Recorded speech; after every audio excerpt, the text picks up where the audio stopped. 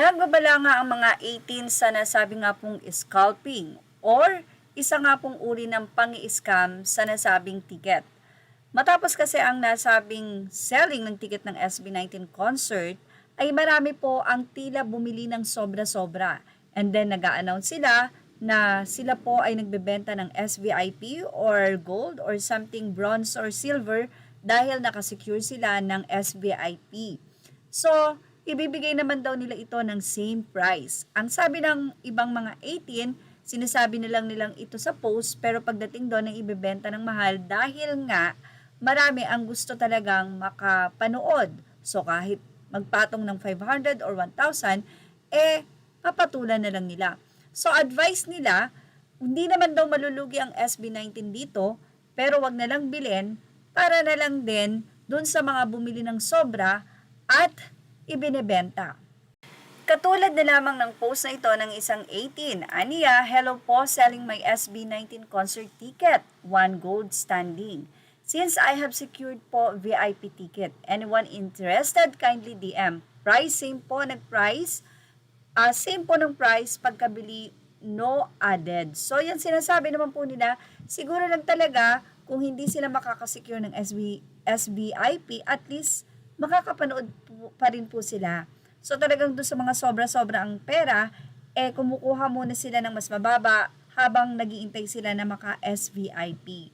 Baka naman ganun talaga and nasa iyo naman yun kung kukunin mo yung ticket or kung hindi dahil kung makukuha man naman to ng same price at hindi naman magdadagdag, ibig sabihin ay talaga lang nag-secure ang mga 18 na bumili ng ibang ticket kung hindi nila makukuha yung seat. So napakarami pa po talagang nagtitinda ng tickets sa mga posts. Kaya sinang ilang mga fans, huwag kayong bumili sa mga scalper na yan. Sana i-block, akala ko ba ibaban. Huwag sanang ma-approve ang mga ganyang post na ticket selling. Iba dyan scalper na eme na 18. Ayan ang mga scalper, maraming nabili tapos ibebenta ng mas mahal. Yan po ang sabi nila. May nakita akong 18 na bumili na raw. So nagagamit talaga ang mga nasabi nga pong sikat katulad ng SB19 sa pang-scam. Ang scalping po kasi ay pagbili ng sobrang ticket at dahil alam mo na maraming fans at in demand ay bibili nila ito kahit na magpatong pa ulit sila. Samantala, isang 18 naman ang narito ang panawagan. Mula kay Tintin Pablo Nase, aniya, pilahan ko kayo sa SM bukas, sino papabili ng tics, PM, dali, murang serbisyo lang po. So nasa sa inyo na po kung magtitiwala kayo, lalong-lalo na kung madalas nyo namang nakakausap or whatever, pero ganun pa man, magtitiwala po ba kayo sa mga ganitong announcement? Anyway, sa kabila ng mga post na ito at opinion ng kapwa mga 18 sa di umano ay scalping na ito, ay narito naman ang isang magandang kwento ng pagbili ng ticket ng isang 18 na si Timmy at yan sa Salapare. Story time.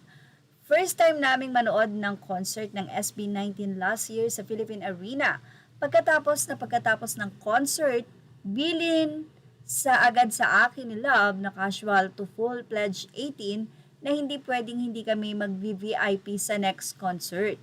Yesterday, excited ako, nakabado sa Kampante pa ako kasi may Metrobank CC naman kami. Kaso, wala kami makuhang SVIP. Best in refresh pa ako hanggang gabi. May mga lumalabas kaso, pa isa-isa dalawa kami. Sabi ko, bawi na lang ako sa Live Nation ticket selling. Kanina, kahit wala pa akong masyadong tulog from work, pasok agad ako sa at 9 a.m. I use my laptop at mobile phone. Nagpaalam and umidlip onti come 10 a.m. Kabado kasi walang lumalabas na number.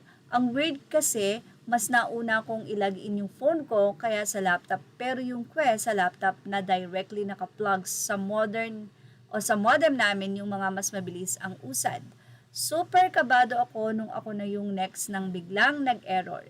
Natakot ako kasi ayokong magpunta uli sa dulo ng kahit i-refresh error pa din. Buti na lang nakita ko yung isa pang naka-open na tab ng SM Ticket sa browser ko. Pag-check ko, nasa ticket selection page agad. Hanap agad ako ng SVIP. Minsan may sumusulpot, madalas mawawala. Nagdadalawang isip pa kasi pag may available kasi bilang mahalang ticket, as much as possible gusto ko yung okay na seats na makuha namin. Ending, So, mag-access kami sa SVIPZ, okay na din kahit hindi sa harap, medyo malapit naman sa satellite stage. So, can't wait sa concert. See you mga kaps! Images are all credit to the rightful owners. Thank you for watching Showbiz Now.